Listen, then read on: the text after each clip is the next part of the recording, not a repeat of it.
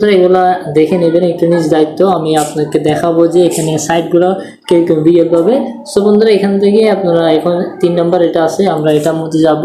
Same register লিঙ্কের উপর click দিব, স্টার্ট নেওয়ার পর একটা ক্লিক দিব, এয়ারড্রপের ক্লিক দিলাম। এখানে দেখতে পাচ্ছেন ডগে যেটা আছে ওইটাও আমরা দেখতে পারবো। এভাবে করে ক্লাইম্ব করে নিচে, ক্লাইম্ব 3 দেখতে পাচ্ছেন। এখানে 10 মিনিটের কাজটা দিয়ে দিচ্ছি।